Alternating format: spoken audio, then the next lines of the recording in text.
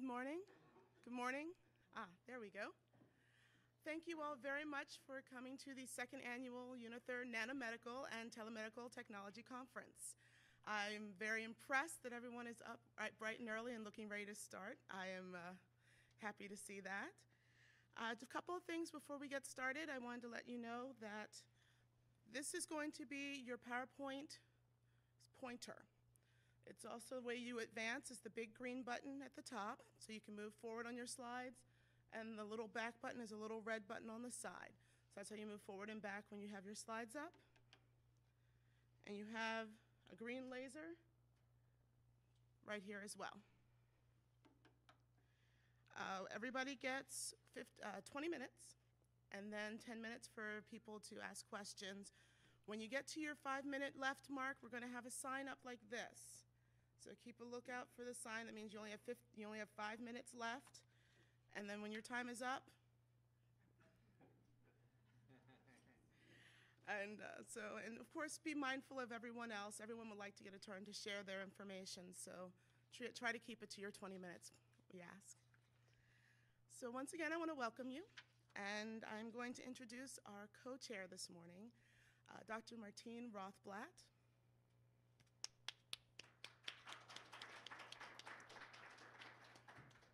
In 1990, Dr. Martine Rothblatt started Sirius Satellite Radio, and she has served as its chairman and CEO. In 1996, she launched Unither Therapeutics Corporation and has since served as chief executive officer and chairman of the board. Dr. Rothblatt earned a PhD in medical ethics from the Royal London College of Medicine and Dentistry, chaired the International Bar Association's Law and Medicine Committee, and has authored the book, Your Life or Mine, Resolving the Conflict Between Public and Private Interests in Xenotransplantation. In addition, she has published books on satellite communications, genetic engineering, organ transplantation, peaceful solutions to the Middle East crisis, and gender differences. Please give a warm welcome to our co-chair and sponsor, Dr. Martine Rothblatt.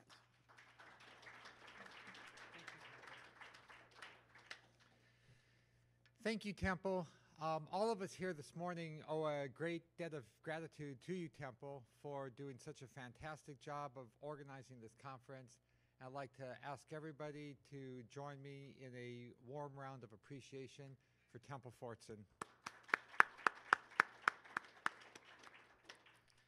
You are an organizer extraordinaire. Great. Well, I'd like to just briefly this morning, first introduce my co-chair and then say a few words about the purpose of these conferences and why we hold them and why we hold them in this location. My co-chair is Dr. Baruch Blumberg, Nobel laureate in medicine, inventor, discoverer of the hepatitis B virus, and inventor of the technologies that has allowed us to identify it through screening techniques, and also co-inventor of the vaccine, which allows people to be immunized against it and is credited by the United Nations with saving well over 100 million lives today because of the terrible sequelae of HBV infection. So Barry, I want to personally thank you very much for sharing with us your time and energy in co-chairing this conference.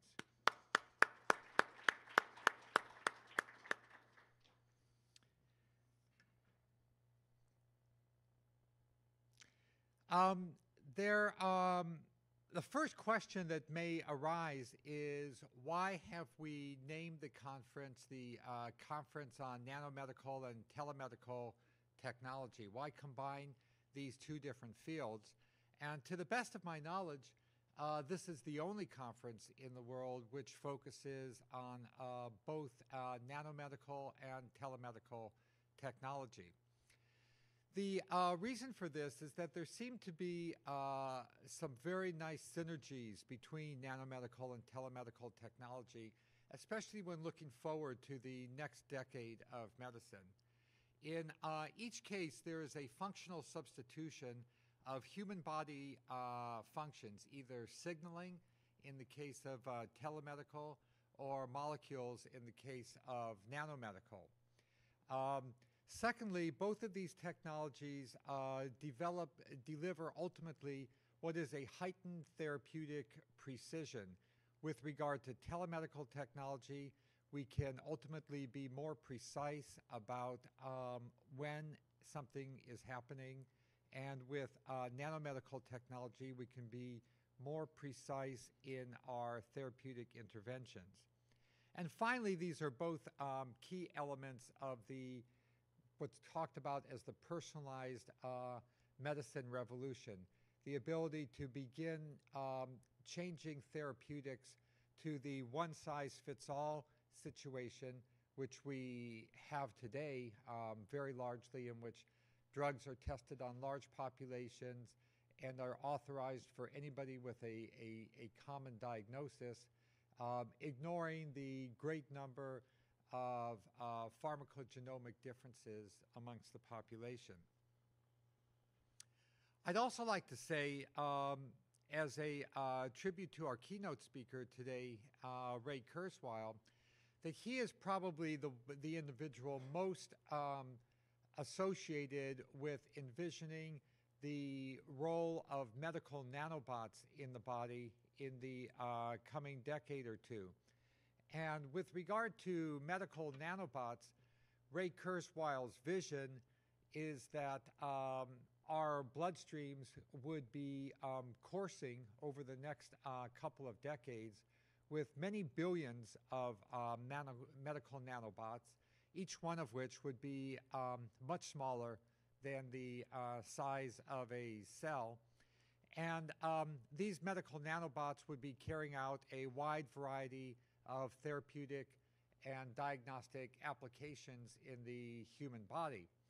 And in order for these medical nanobots to do this, they each must have a certain amount of onboard intelligence, which Ray Kurzweil has pointed out in his books, will be readily available because of the readily shrinking geometric dimensions of computing platform substrate, and because of the exponentiating amount of computational power we can put in any given amount of space for any given amount of money. So each of these very tiny microscopic nanobots will have a vast amount of intelligence and will also be able to network with each other through a wireless network, much as our cell phones and PDAs and Blackberries and printers and fax machines and desktop computers, and even nowadays refrigerators and everything else wirelessly communicate with each other. So all of the medical nanobots coursing through our bodies will all be in a wireless area network so that they can communicate with each other, communicate with computers outside the body, and therefore nanomedicine ultimately implies telemedicine, and telemedicine ultimately implies nanomedicine if we just move forward another decade or two. And hence it was important for this conference to be the synthesis of telemedicine and nanomedicine. And that's why we've brought these two disparate areas together in this conference. Last year we had more of a segregation of all of the nanomedical topics in one day and all of the telemedical topics in another day.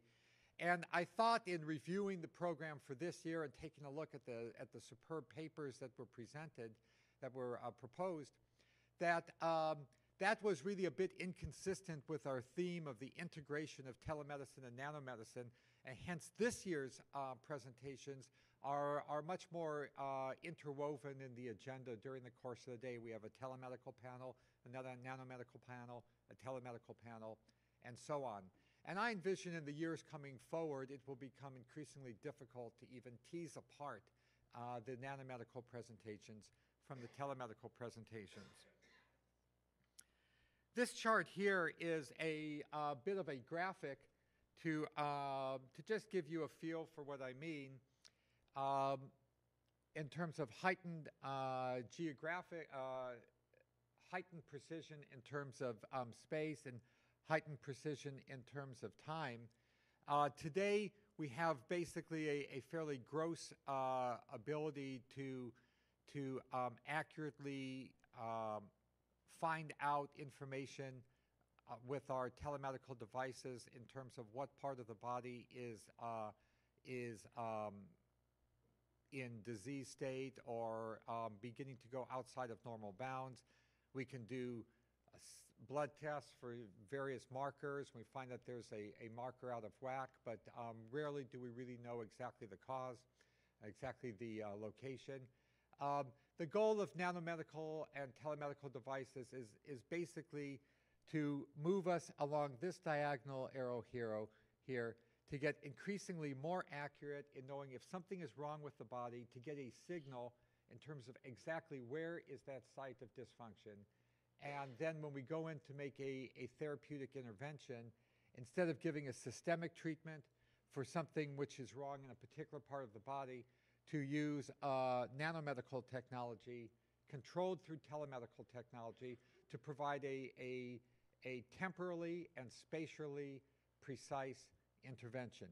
That is really the goal of merging telemedical and nanomedical technology, and the purpose of this conference is to serve as a venue for bringing those discussions forward, starting with the technologies which are in development and in use today. Ultimately, our goal is to provide therapeutic interventions which are as unique as each of us are.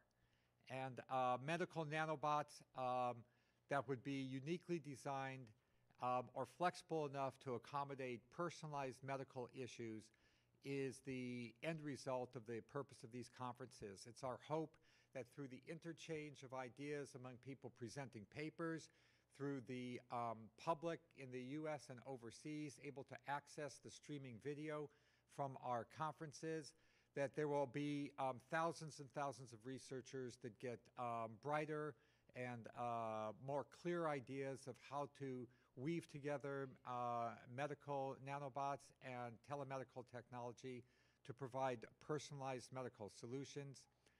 And if that's accomplished, we will be very, very pleased with the outcome of these conferences. A question that's asked of me last night several times at the buffet, is Unither Therapeutics developing any nanomedicine today? The answer is no. We don't have any precise technologies in development. Most of our therapies are systemic therapies that aim to get at a particularized location, but generally have a systemic effect. We are advancing things forward a bit with devices that are a little bit more precise to the lungs, for example. We have a gene therapy in development that will allow the delivery of transgenically modified molecules, cells, to be precise to a part of the lungs which is diseased. But in general, we are hosting this conference pursuant to our philosophy as a biotechnology company to recycle profits into supporting cutting-edge therapeutic thinking. I don't know if any of you caught Barack Obama's speech or replay on television last night, but I was, just so enthused by his commitment to curing cancer in our lifetimes and by the huge increase for science R&D funding. As an example of this, each year we host an annual John Vane conference on prostacyclin science in the UK, and we also host together with Dr. Blumberg the annual Unither Distinguished Lecture Series in virology at Oxford University. So this conference, our annual Unither conference on nanomedical and telemedical technology, is pursuant to this corporate mission to recycle our profits into supporting cutting-edge thinking. One last question, and then we'll move into things that are much more important. Why Magog? Why Quebec? Why this cold and frigid place in February instead of Key West or someplace like that? It is the headquarters of our Canadian company, so we have a staff here who is able to help support operations. That's very important. But more important, having attended many conferences, as I'm sure all of you have, it's easy to be distracted in a conference, especially one that starts at 7 a.m. and goes till 6 p.m. day after day. So there are many fewer distractions here than there would be in Key West. There are no bars to walk down the street to stop in and have a chat. No places to quickly grab a quick snorkel and come back to another presentation. So I'm hoping that everybody will be more attendant to the presentations because the alternatives are a bit bleak. However, this is a winter wonderland, and we do try to schedule this conference on the cusp of the weekend so that people who would like to stay additional days can take advantage of the world-class skiing and many other winter sports which are available here in the Eastern Townships. Alrighty, with that introduction and a quick recounting here of my co-chairs, just 5 out of a great many bullets of my co-chair. He's also very much of a accomplished field studies biologist, and he told me last night that he had already, together with his wife Jean, explored the surroundings of this area. So Barry is not an individual intimidated by freezing temperatures. But I hope the rest of you will be a little bit more cautious and stay inside for the presentations.